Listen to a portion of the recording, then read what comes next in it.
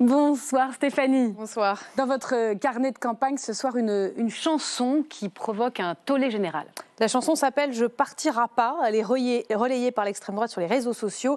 Les paroles racistes et truffées volontairement de fautes de français appellent à l'expulsion des étrangers. Éric Zemmour s'est filmé en train de l'écouter. Elle est amusante, dit-il. Il fait une comparaison. Quand il y a des raps amusants qui attaquent la police ou la France, tout le monde trouve que c'est de la liberté d'expression. Alors choqué, l'association SOS Racisme a porté plainte pour provocation à la haine.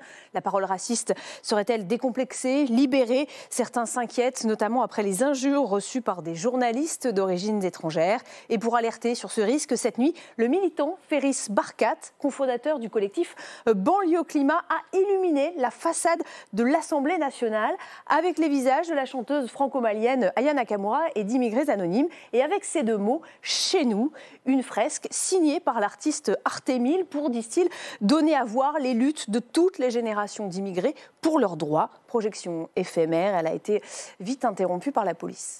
Alors, on parlait des consignes de vote avec France il y a un instant. On en a parlé côté macroniste. Les LR aussi commencent à devoir se positionner. Oui, les LR historiques. Que faites-vous en cas de duel RN Nouveau Front Populaire? Dans Le Parisien, le président du Sénat, Gérard Larcher, ne donne pas de consigne globale, mais il dit qu'à titre personnel, je ne pourrai jamais voter pour un candidat RN ou Nouveau Front Populaire. Et ce matin, chez nos confrères de Public Sénat, le président du groupe Les Républicains au Sénat, lui, n'a pas voulu répondre à la question. Écoutez. Si je répondais à cette question, ça voudrait dire que j'aurais passé par perte et profit tous nos candidats. Or, je pense qu'au second tour, on peut avoir entre 50 et 100 candidats au second tour. Et moi, je me bats pour eux. Ils n'attendent pas de moi que j'acte notre défaite dimanche. Au contraire, on verra la semaine prochaine.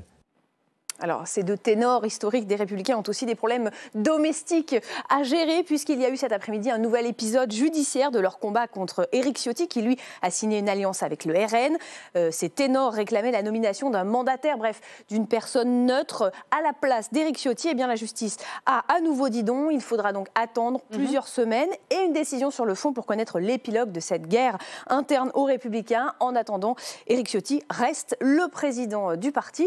Et puis, du côté des Insoumis, l'ambiance n'est pas forcément meilleure.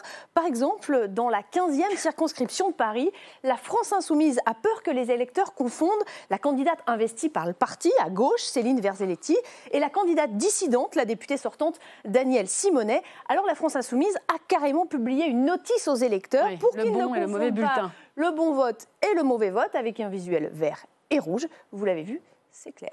Oui, merci beaucoup Stéphanie Despierres.